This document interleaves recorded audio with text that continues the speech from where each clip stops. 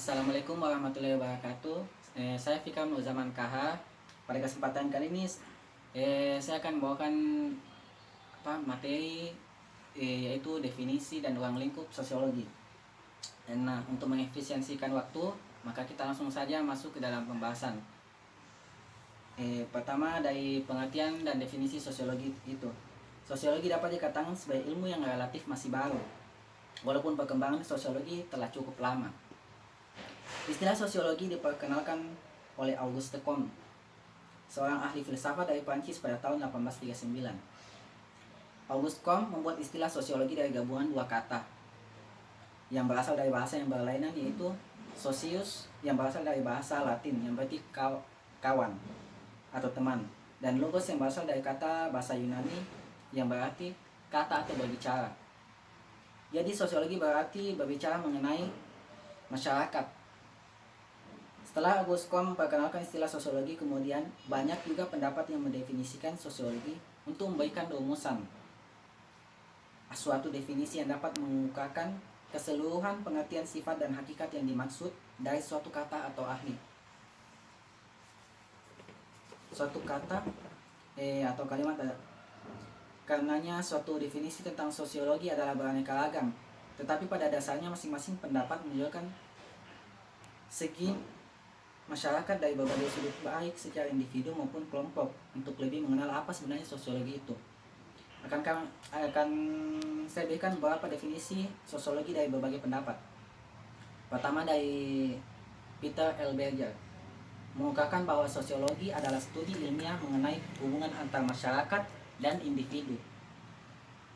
Kedua, Peter M. Solkin, yang menyatakan bahwa sosiologi adalah suatu ilmu yang mempelajari pertama, hubungan dan pengaruh timbal balik antara aneka macam gejala-gejala sosial, misalnya antara gejala ekonomi dengan agama, keluarga dengan moral, hukum dengan ekonomi, gerak masyarakat dengan politik, dan sebagainya. Yang ketiga, ciri-ciri umum semua jenis gejala-gejala sosial. Terus yang tokoh ketiga ada juga J.A.A. Van Dorn dan C.J. Lamas, mengungkapkan bahwa sosiologi adalah ilmu pengetahuan tentang struktur-struktur dan proses kemasyarakatan bersifat stabil. Jadi yang tokoh keempat ada juga Rorschach dan Warren yang berpendapat bahwa sosiologi adalah ilmu yang mempelajari hubungan antara manusia dan kelompok-kelompok. Teori Rorschach dan Warren ini mungkin adalah teori yang paling umum kita pelajari di sosiologi. Selain itu, tokoh kelima ada Selo Sumarjan dan Sulaiman Sumardi dari Indonesia, mengungkapkan bahwa sosiologi atau ilmu masyarakat ialah ilmu yang mempelajari struktur sosial dan proses sosial termasuk perubahan-perubahan sosial. Terus kita akan masuk pada pembahasan sosiologi sebagai ilmu sosial. Sosiologi merupakan bagian dari ilmu sosial. Seperti yang kita tahu, karena menjadi bahasan dalam sosiologi itu adalah masyarakat itu sendiri. Namun masyarakat yang dibahas dalam ilmu sosial lain selain sosiologi adalah pada segi-segi khusus dari masyarakat tersebut. Misalnya, ilmu ekonomi berusaha memecahkan persoalan yang timbul karena tidak memadai persediaan pangan jika dibandingkan dengan jumlah penduduk. Di samping itu juga membahas usaha-usaha manusia dalam upaya meningkatkan produksi guna memenuhi kebutuhan masyarakat dan yang lain-lainnya. Jadi ilmu ekonomi hanya membahas segi ekonominya saja, sedangkan sosiologi tentang hubungan masyarakat itu, unsur-unsur kemasyarakatan secara keseluruhan. Contoh yang lain, ilmu politik juga mempelajari suatu segi khusus, yakni kehidupan masyarakat yang menyangkut soal kekuasaan. Jadi mengenai soal kekuasaan ini berkaitan dengan ilmu politik. Terus dari beberapa contoh perbandingan tersebut dapat kembali ditegaskan bahwa ilmu sosiologi ini termasuk dalam lingkup ilmu-ilmu sosial yang membahas masyarakat dari berbagai segi dan sudut pandang yang berbeda. Begitu pula sosiologi yang mempelajari masyarakat secara keseluruhan dan hubungan-hubungan antara individu di dalam masyarakat tersebut. Terus pembahasan ketiga ada sosiologi sebagai ilmu pengetahuan. Untuk mengetahui secara pasti sosiologi dapat dikategorikan sebagai suatu ilmu pengetahuan adalah tidak terlampau sulit. Hal ini dapat kita atasi dengan terlebih dahulu bersama untuk mengetahui apa yang dimaksud dengan ilmu pengetahuan itu. Seorang tokoh bernama Peter Erskine merumuskan ilmu pengetahuan sebagai suatu sistem yang menghasilkan kebenaran, dan seperti sistem-sistem lainnya, ilmu sosiologi ini memiliki komponen-komponen yang berhubungan antara satu dengan yang lainnya. Komponen utama yaitu perumusan masalah. Terus komponen kedua pengamatan atau deskripsi. Ketiga ada penjelasan, serta 4 ramalan dan kontrol. Unsur-unsur elemen penting yang merupakan bagian-bagian yang tergabung dalam suatu kebulatan tersebut adalah: 1. Pengetahuan, knowledge. 2. Tersusun secara sistematis. 3. Menggunakan pemikiran. 4. Dapat dikontrol secara kritis oleh orang lain maupun umum.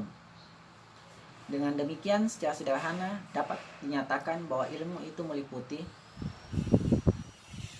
1. Pengetahuan, sama seperti tadi, knowledge. Kedua, metode untuk memperoleh pengetahuan. 3. Disusun secara sistematis.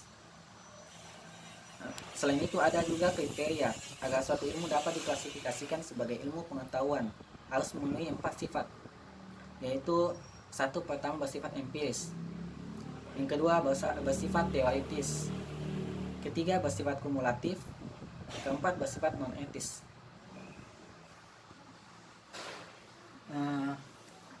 Kita kembali pada tokoh yang bernama Auguste Comte. Auguste Comte bedakan sifat sosiologi menjadi 2. Yang pertama sosiologi statis, dan kedua sosiologi dinamis. Pada sosiologi statis ini memusatkan perhatian pada hukum-hukum statis yang menjadi dasar adanya masyarakat. Contohnya, masyarakat dilihat dan dipahami menurut unsur-unsur seperti nilai, norma, peranan, lembaga, stratifikasi, dan struktur sosial. Sosiologi yang bersifat dinamis memusatkan perhatian terhadap perkembangan masyarakat berdasarkan perubahan yang terencana atau yang terarah oleh proses pembangunan. Dasar pemikiran ini juga yang menjadi dasar dalam melihat perkembangan hidup keluarga. Pada masanya, rintisan pemikiran Comte itu disambut hangat oleh masyarakat luas. Namun keadaan itu dapat dilihat dari tampilnya sejumlah ilmuwan besar di bidang sosiologi di Eropa. Mereka itu antara lain Herbert Spencer, Emil Durkheim, George Simmel, dan Max Weber. Pandangan Herbert Spencer tentang masyarakat mengambil ibarat tentang kondisi tubuh manusia atau memahaminya menurut analogi organik, di mana antara bagian yang satu berhubungan secara fungsional dengan bagian-bagian lainnya. Masyarakat sebagai suatu organisasi yang terdiri atas bagian-bagian yang memiliki hubungan ketergantungan, ada semacam ketergantungan antara satu sama lain, atau bersifat organik. Maka cara pandang dan pemahaman yang sama sebagaimana disebut diterapkan juga terhadap usaha untuk mempelajari sosiologi keluarga. Keluarga, khususnya keluarga inti, menurut analogi organik menunjukkan pada kita mengenai gambaran sebuah organisasi yang terdiri dari unsur-unsur seperti orang tua, yaitu ayah atau ibu, serta anak. Dalam kehidupan rutin setiap hari, ayah, ibu, dan anak memiliki hubungan yang bersifat dinamis di antara masing-masing, di antara satu sama lainnya. Status dan peranan ayah, ibu, dan anak pastilah berbeda. Namun dalam kehidupan rutin mereka saling membutuhkan. Mereka melaksanakan tugas masing-masing inti dalam keluarganya sebagai suatu kesatuan. Jika salah satu unsur, misalnya ayah jatuh sakit dan terganggu, maka proses perjalanan hidup keluarga menjadi pincang, ikut terganggu untuk sementara atau dalam jangka waktu tertentu. Selanjutnya, Emil Durkheim.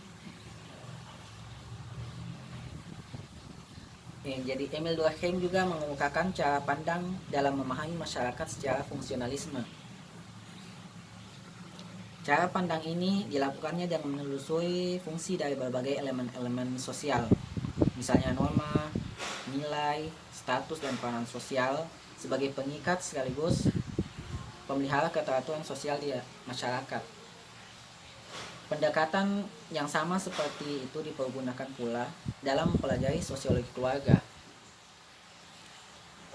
Dalam hal ini, kehidupan normal keluarga-keluarga di masyarakat dapat kita lihat pula sebagai hubungan fungsional. Menurut peranan ayah, ibu, dan anak, sejauh mana peranan-peranan dan hubungan sosial dari unsur-unsur keluarga tersebut berlangsung. Jadi semua itu sangat dipengaruhi oleh keberadaan nilai-nilai dan norma yang berlaku di masyarakat dalam mewujudkan tujuan yang dikehendaki. Pemikiran Max Weber untuk mencurahkan minatnya dan dalam pelajaran masyarakat dilakukan dengan menggunakan pendekatan Verstehen atau pemahaman. Jadi Verstehen itu bahasa Jerman. Terhadap makna yang terkandung dalam realitas sosial atau di balik tindakan manusia yang dilakukan dengan menelusuri nilai, kepercayaan, tujuan, dan sikap yang menjadi penuntun perilaku dan tindakan manusia. Studi mengenai sosiologi keluarga bisa kita lakukan pula lewat pendekatan Verstehen dari Weber ini. Realitas tindakan sosial keluarga juga anggota keluarga yang sering kurang bisa dimengerti maksudnya. Maka untuk memahami latar belakang tindakan tersebut dapat juga dilakukan dengan pendekatan Verstehen.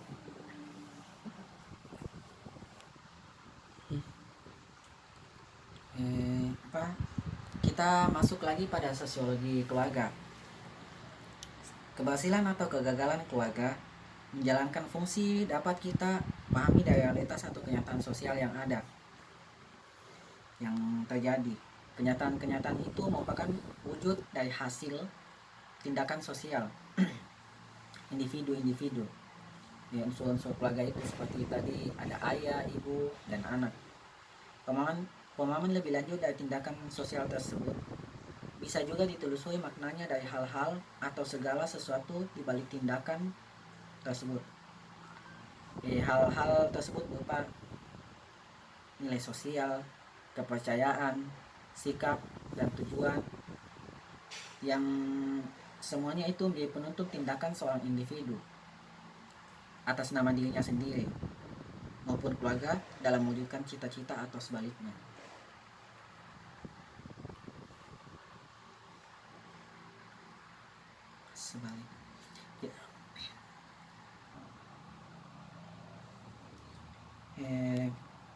Contohnya tadi pecahnya satuan keluarga inti karena perceraian.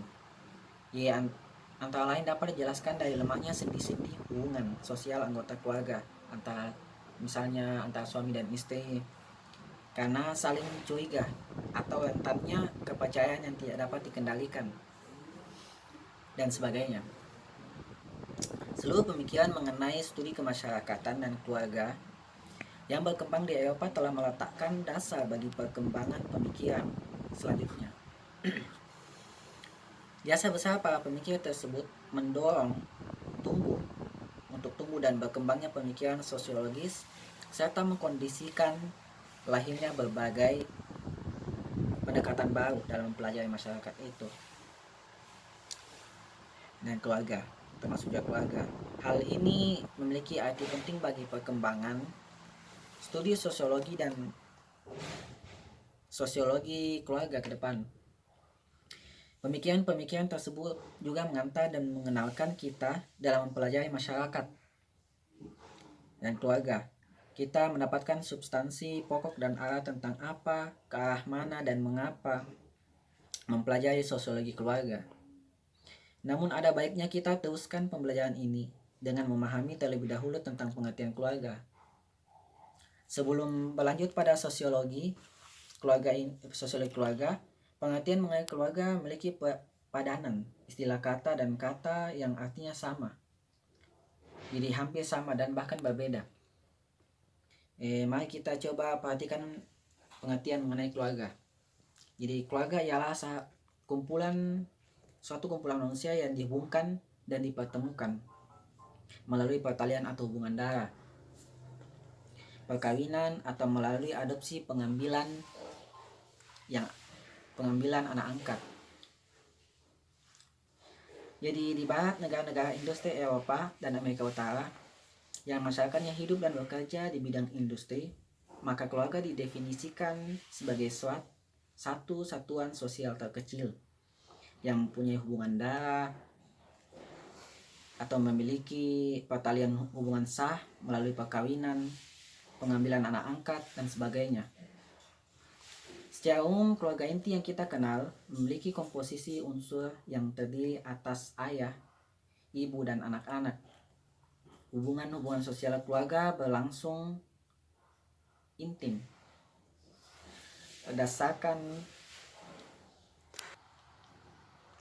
Jadi hubungan-hubungan sosial keluarga yang berlangsung intim berdasarkan ikatan perasaan dan batin. Jadi ada semacam perasaan dan batin yang kuat, di mana orang tua berperan mengawasi serta memotivasi anak-anaknya untuk mengembangkan tanggung jawab sosial dalam keluarga dan masyarakat. Jadi pengertian hubungan darah pada keluarga masyarakat non-barat atau masyarakat negara berkembang mempunyai makna yang lebih luas dari masyarakat barat. Ya misalnya konsep keluarga besar yang dimaksudkan adalah keluarga luas. Contohnya keluarga besar hadiotarunan. Misalnya keluarga-keluarga keturunan sampai generasi ketiga dari hadiotarunan di Jakarta. Keluarga besar atau kerabat Mangkunegaran di Jakarta. Burgess dalam Sleman mengemukakan tentang karakteristik keluarga secara umum sebagai berikut. Yang pertama itu keluarga terdiri dari orang-orang yang terikat oleh perkawinan, hubungan darah atau adopsi. Kedua, anggota keluarga hidup bersama di bawah satu atap rumah, merupakan satuan rumah tangga atau mereka menganggapnya sebagai rumah sendiri. Keluarga terdiri atas yang ketiga ada juga keluarga terdiri atas orang-orang yang berinteraksi dan berkomunikasi satu dengan yang lain menurut peranan masing-masing. Seperti misalnya sebagai suami, istri, ayah, anak laki-laki, anak perempuan, kakak atau adik laki-laki, semua. Terus yang poin keempat, keluarga menghidupkan kebiasaan dan budaya tertentu yang diturunkan dari budaya umum. Budaya umum yang terjadi di masyarakat, dan keluarga seringkali praktikannya sendiri dalam bentuk tertentu. UNESCO mendefinisikan keluarga sebagai satu institusi biososial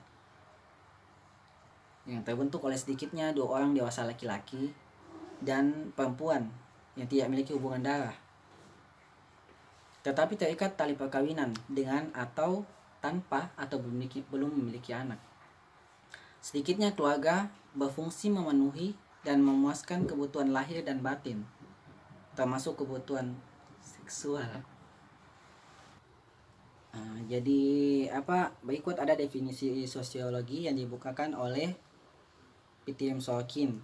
Dalam perumusannya dia mengatakan bahwa sosiologi adalah ilmu yang mempelajari hubungan dan pengaruh timbal balik antara aneka macam gejala sosial. Misalnya gejala ekonomi, gejala keluarga, dan gejala moral. Sosiologi adalah ilmu yang mempelajari hubungan dan pengaruh timbal balik antara gejala-gejala sosial tersebut dengan gejala non-sosial. Dan yang terakhir, sosiologi adalah ilmu yang mempelajari ciri-ciri umum semua jenis gejala sosial lain. Sekian pemaparan dan penjelasan dari saya tadi.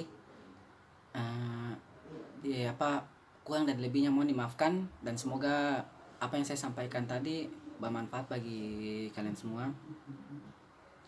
Terima kasih banyak. Assalamualaikum warahmatullahi wabarakatuh.